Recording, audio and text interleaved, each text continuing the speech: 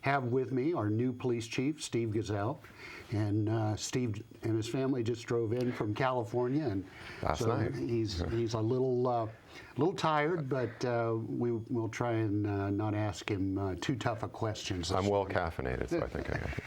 Well, Steve, I guess what most people want to know is what's your background? I mean, kind of tell us what your education is, what your experience is, and Sure. So as a kid, I was an Army brat, moved around the United States in my early childhood, but my whole family is from Southern California, with the exception of me. I was born on a military base in Texas, and spent, I want to say, half my life in the state of Arizona, to just kind of be cognizant of the time we have. Spent the last 23 years working for the city of Scottsdale. I may know somebody in the room from that experience. I had a great career for the city of Scottsdale, working for the PD there. Great, phenomenal culture, phenomenal organization, tremendous opportunity personally and professionally there. I enjoyed my career there, and ended up moving back to California in what I consider to be my hometown, which is San Luis Obispo, if you're familiar with that. It's on the Central Coast, beautiful area, north of Ventura, in the area that you and your family are from. But spent the last 6 years there, 3.5 as the chief in my hometown. This opportunity came up, and I'm absolutely thrilled to be back in the great state of Arizona, and particularly in the city of Cottonwood. Just all around phenomenal experience so far. Good. And I know you ran through that pretty quick, but I guess if you had expertise, what would you consider to be your expertise? And I've been in the policing business for 26 years. It's the only full-time job I've ever had. Went to Arizona State and also NAU. But in Scottsdale, I'd say if I had to shrink it down, I mean, I wore a lot of different hats in those 26 years, and I tend to occasionally try to count them, and I've lost count, but I think there's probably around 14 different roles that I've served in policing, some of them very traditional and some of them very unorthodox. Spent a large number of years as the commander over all of our undercover units. Worked organized crime, worked hand in hand with the federal government, DEA, FBI, Secret Service, IRS, all the federal acronyms. And so I do have a significant background in those types of, that corner of policing, I should say, but it runs the gamut. I mean, it really does. My last gig there was as a division commander, where I had all patrol specialty units, which included anything that would see a vet, horses, canines, our traffic units, special events, and so forth.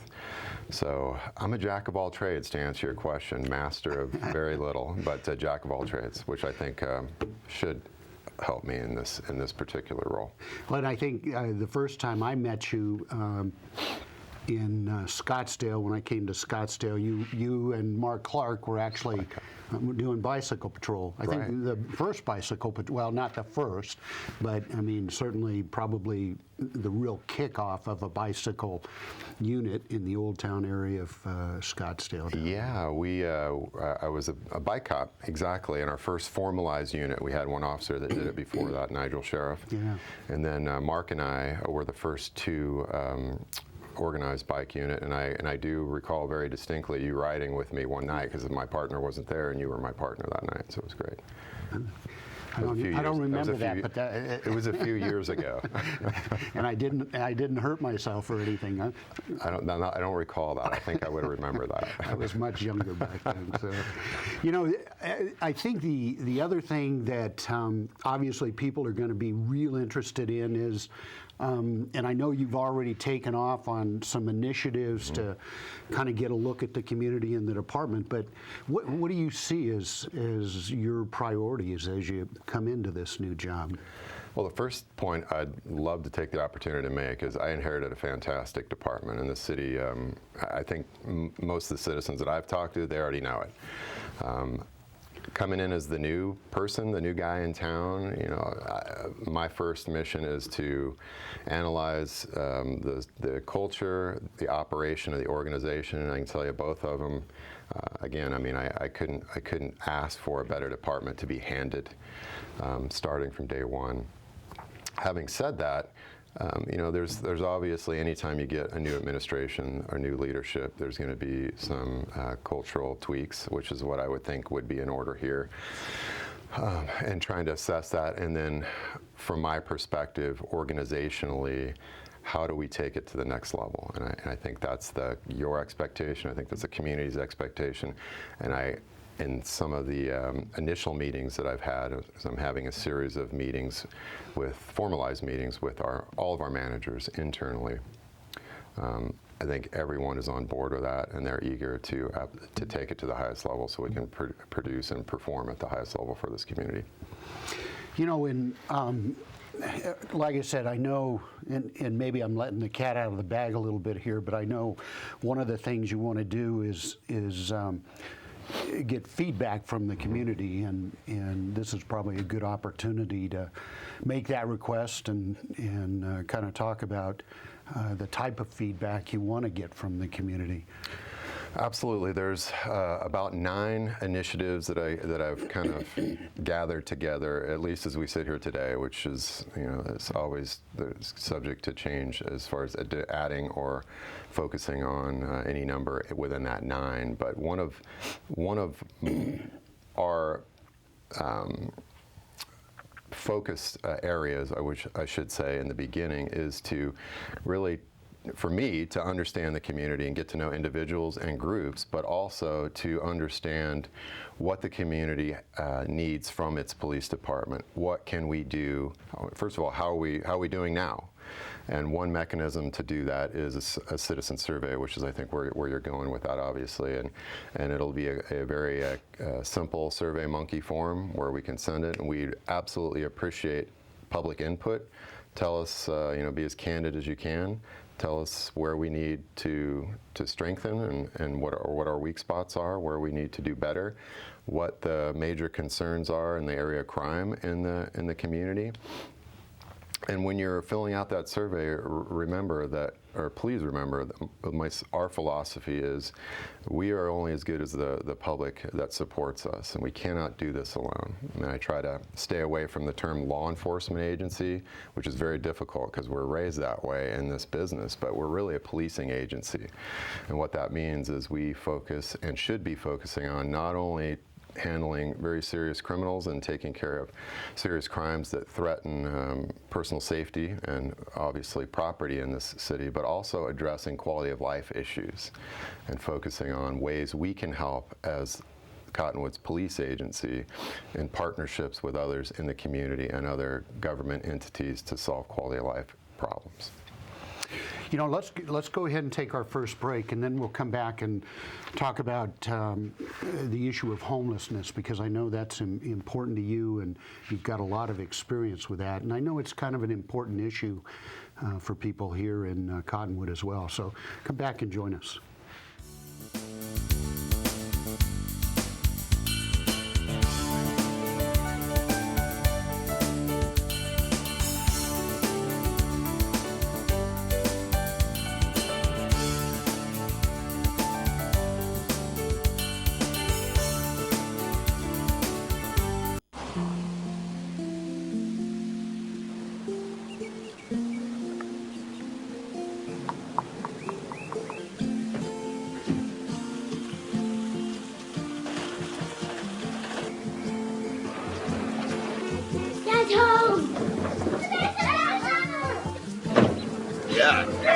The smallest moments can have the biggest impact on a child's life.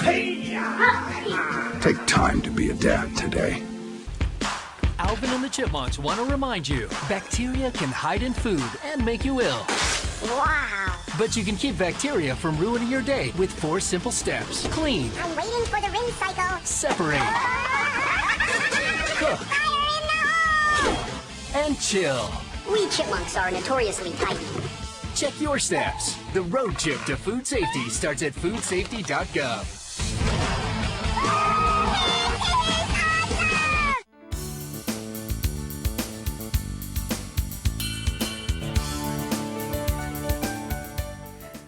Welcome back to Inside Cottonwood. I'm your host, Doug Bartosh, and I'm here today with our new police chief, Steve Gesell.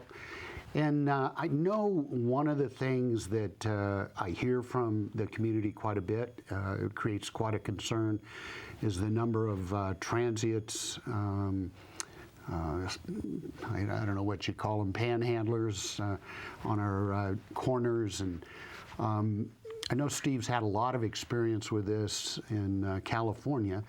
So is that one of the things you're going to be looking at? Obviously, you're waiting for that feedback from the community, but you know, I know this is a concern for people, and again, I think it goes back to that quality of life thing where it makes people feel a little uneasy about what's happening in the community. And so talk a little bit about your experience and kind of the different approaches that you've used to kind of deal with this issue. Certainly, and that is one of the, straight away, one of the 9 initiatives that I talked about earlier, is to do what we can as a police agency to reduce the adverse impacts of homelessness and transit behavior, I should say, that we see in Cottonwood.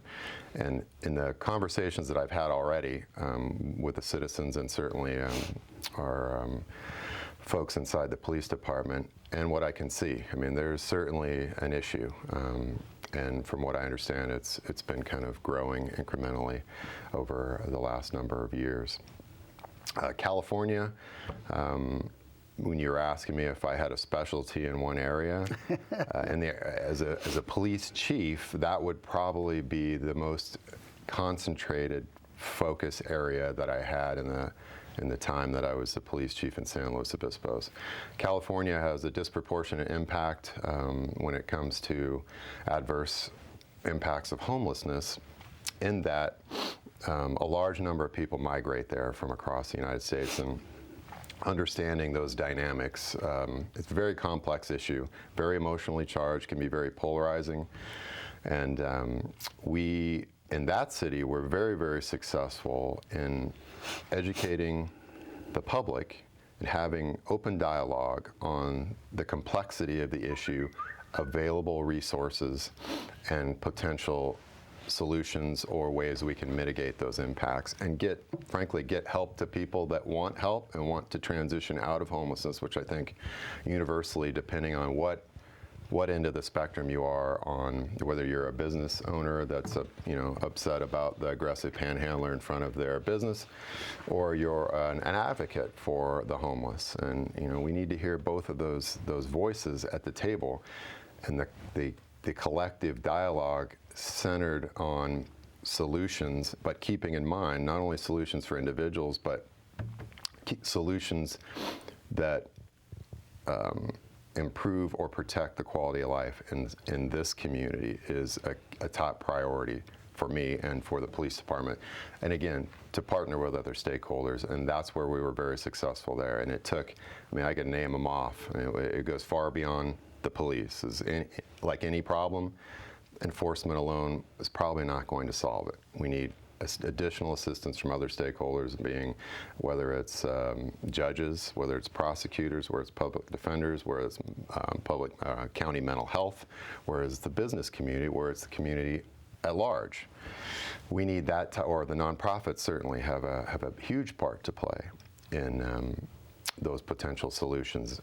And we had some phenomenal individual success stories. And as a community, after my tenure there, the number of what we call unsheltered homeless, which are the true homeless that are out there, they're not sheltered, decreased by, from what I'm told, 30%. So we experienced some successes, individual as well as collectively. And one of the things I don't think we've done real well is one, getting the community to understand that people standing in public right-of-ways, on public property, soliciting donations is legal. The courts have determined that it's their First Amendment right to do that, and I think there's a lot of people that have the expectation that law enforcement, the city, can do something to prevent that, and we can't. And the other thing that I don't think we've done a good job of and this came to mind when you sent me an email about aggressive panhandlers. And the reality is we do have a law in this state against that, and I'm actually pleased to see I got another email that we are actually prosecuting somebody for aggressive panhandling. And so, you know, it seems to me that there, as you indicated earlier, that there's that need for education of the community on, you know, how do we deal with this issue? And again, it's not just law enforcement. I mean, it's really a wide spectrum of solutions that go into this. Indeed, and I'm still learning the lay of the land in this particular topic in Arizona, and I just read the state law literally last week. But I'm also aware that there are cities that have aggressive solicitation or aggressive panhandling ordinances. I think when I was looking at the state law, it was lacking some of the specificity that we had in the ordinance from the city that I came from in California. So I'm wondering at this point whether some cities are certainly ensuring that individuals still have their freedom of speech, certainly, but we want a comprehensive enforcement tool that we can use when needed, and I'm still looking into that. So I'm hoping that we can do that. But you're right. I mean, it's protected speech, but beyond that, I mean, there's certainly things we can do as a police agency better in any community. One of those is partnering with the business community to ensure that little nuances such as we have their trespass authority. If solicitation like that is not something they want on their property, then give us the authority to trespass individuals that are doing that. And I see some of that here, and I know we can do better in those types of partnerships. But launching those educational initiatives, I think that's where I'm hoping that I can jump into the fray and help do that, so we can understand the complexity of the issue, particularly how it impacts this city, because this city is different, obviously, than the city that I came from, and I just need to make sure that whatever we're doing as a police agency is the best thing for Cottonwood. You know, and again, I know you've dealt in the whole realm of the homeless issue, and we have some pretty effective social service programs here in the city of Cottonwood. I think one of the things the whole Verde Valley is struggling with is people who are homeless, and particularly during nights of inclement weather where it gets down below freezing. The concern is, where do these people go?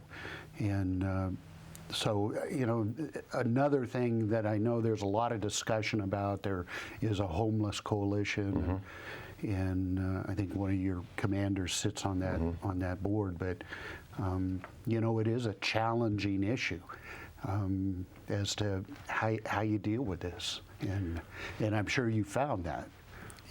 We did, but again, in particularly a guy that wears a gun and a badge that weighs into this issue, particularly in the homeless advocate side, there's, quite frankly, I mean, I understand the dynamic. There's fear that a guy like me will come in and start influencing public opinion, that the solution is to lock everyone up, and that is not the solution. A balanced approach is usually the best medicine for a lot of social ills, and it takes a lot of resources to do that, far beyond what we can do in the justice system or the police department. But understanding those dynamics, but particularly going back to understanding your resources and what is taxing those resources, and understanding what your homeless or transient population looks like in a given city. And the one that I came from, the social service experts there, what we found out was over 50% of the individuals that came to that county didn't reside there, and they had recently arrived. So understanding that and why that is, and the causal factors of what brings people here, and then looking at that as a community and asking as a whole, as a community, do we want an enabling environment that enables destructive behaviors and lifestyles? And then for those that obviously need and want help to transition out, we want to find a way to get there. It's the deluge of the overtaxing of very, very scant resources, which many counties like this one, Yavapai County, experience, that we've got to make sure those resources go where they're going to be the most effective. And I think that's collectively something that everybody can agree on. Okay, let's go ahead and take our next break and come back and join us. And we're going to talk a little bit about substance abuse and kind of the importance of that, particularly as it relates to law enforcement. So come back and join us.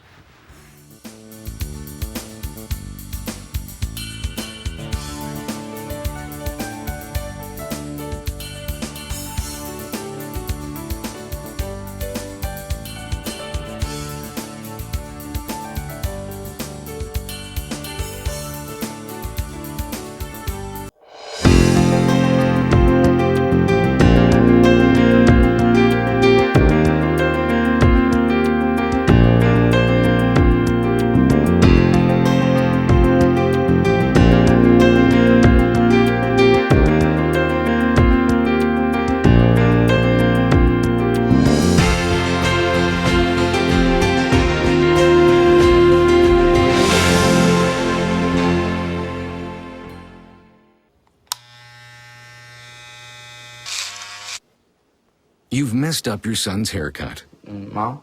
Do you A, try to fix it, Like it never happened. B, work with what you got, or C, show solidarity? Thank you, baby. As a parent, there are no perfect answers. But you don't have to be perfect to be a perfect parent. Thousands of teens in foster care will love you just the same.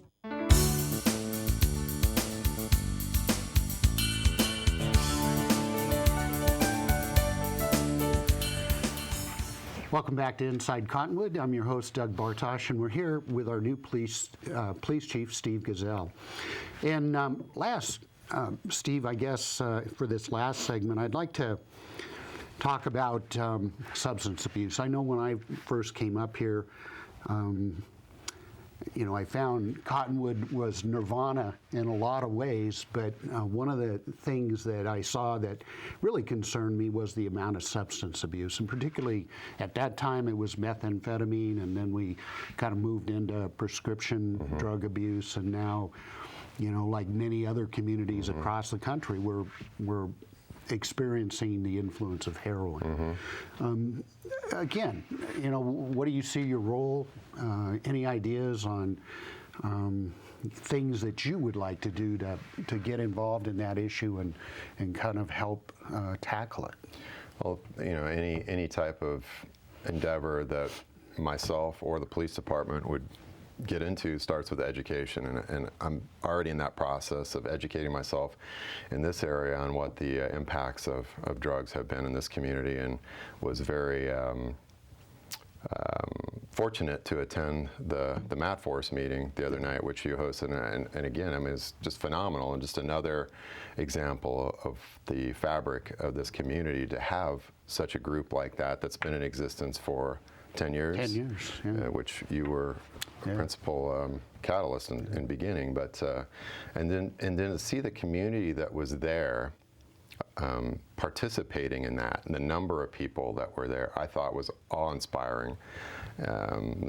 Even working in the city that we did in the Phoenix area for Scottsdale, you would have a forum like that, and many times you would not get that number of people. And the city's obviously much, much larger. So again, I think you got a community that cares, which it takes a village, and that is very, very important, particularly in the area of drug abuse. And following and understanding those trends. So not only do we need to understand it, but parents need to understand it, teachers need to understand it, the whole community needs to understand what are the trends and how does it impact us. As some people dismiss it and say, oh, it's a victimless crime. They're just using, they're doing their own thing. And we'll go back to our last segment on homelessness. Is a lot of the individuals that I've seen come through that migrated through the city that I just came from, dual diagnosis, they had mental issues, right, substance abuse on top of that. But you had a lot of these individuals that were abusing illegal or prescription drugs, but most of the time it was illegal or legal. And to fuel that addiction, they had to make money, and that was how are you going to do that if you don't have a job? So it was burglaries and thefts, and sometimes robberies. Right. And not being a fearmonger, but a lot of people don't understand or don't realize that there's that nexus. So it affects all of us. It affects our health care costs. It affects, again, our insurance costs, and it affects our quality of life. So I think we all need to take it seriously, and just because, and I think there's very few people that haven't been touched by someone in their family that's had an issue with drugs. But even if you don't, it does impact you, and it impacts the quality of life. So I think we all need to focus on those solutions. So anything we can do, be it in a public education forum or obviously through enforcement, we're gonna do it. And it's interesting you talk about the issue of supporting that habit, because we did kind of that informal snapshot of Yavapai County, the number of contacts related to heroin or directly focused on heroin abuse, and what we found is 93% of those people are unemployed. And so again, how do you support that habit? But most likely through some type of crime, and certainly that's the history of substance abuse we've seen, I know, throughout our law enforcement careers. Absolutely, or some type of crime, or going back to a panhandler. Social service experts will tell you 9 times out of 10 that dollar is going to fuel an addiction, unfortunately. But absolutely, either through that or through some type of criminal behavior. And the other thing we're working on is that has an impact on the entire community is neonatal abstinence syndrome, or addicted babies. For the average childbirth, it's about $3,000. For dealing with an addicted baby, the average is $30,000 in medical expenses to get that child out of the hospital. And so again, and not to mention the long-term impacts to the child and to our community over that kind of an addiction, but very important. So again, you've kind of, I guess, expressed some initial impressions of Cottonwood, and you haven't been able to spend a whole lot of time here yet, but any thoughts right off the bat, maybe a message you can share with the citizens about your impression and things you'd like to, kind of experience and see? Well, and again, I've said this at the many forums that I've been part of during the process, and since I'm on, I think this is officially day 11. I'm not 100% sure, but every person, every individual, every forum I've been to, personally for me, it feels like home. I mean, I feel like I fit. I feel like I'm surrounded with people that have common values and objectives in this world. And in some parts of the country, it's not like that. It's not like that. I mean, you have very fractionalized cities where there's not a cohesive common goal of, hey, this is our community. We want to do what's right for the right reasons. There's a lot of corners of this country where that doesn't matter. This city, it clearly matters. And being in other places in the country, and even going back to California, certainly is very fresh in my memory. I had great experience there, but coming to Cottonwood is, Arizona's a great state to begin with. Cottonwood is a community that cares about their quality of life, they care about their fellow human beings, and they're willing to work together to achieve the greater good. And that's a good point, because certainly we've seen across the country where in some areas, and even here to some extent, people begin to question, what is the role of law enforcement? Are they doing it right out there based on the media reporting of some of the shootings that have occurred or deaths that have occurred across the country? So that is important. I mean, and how do you address those kind of topics? Well, it is a tough time to be in this business, and it's a very odd business to begin with, and then you pile on the national dialogue generated primarily through the media. Don't get me started, we'll need another 30 minutes, or maybe more than that. But yeah, it has impacts across the nation. It has impacts to who and how we can recruit and retain. Certainly it impacts the psyche of the officers and the people that support the frontline law enforcement professionals, but also the community. And I think doing business in a way which is what we will continue to do, which is, you know, the foundation of my mantra is we will absolutely be as transparent as we can be, and we want to build and sustain positive relationships. And to do that, you got to have trust and dialogue.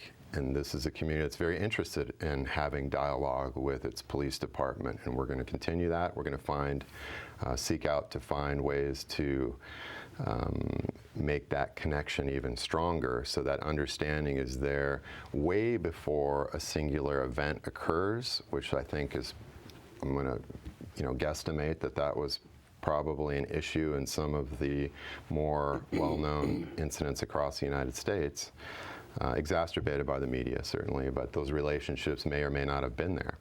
And they've got to be in place weeks, months, years before a singular event like that. So that trust is in place, and that doesn't mean we don't make mistakes. Very, very dynamic business. We do make mistakes, and we will admit those mistakes when we make them. But having that transparent and trusting relationship, just like a personal relationship, it goes a long way. Well, we wish Chief Gesell the very best, and really excited about his membership here in the community now. However, we're out of time. So come back and join us again on Inside Cottonwood.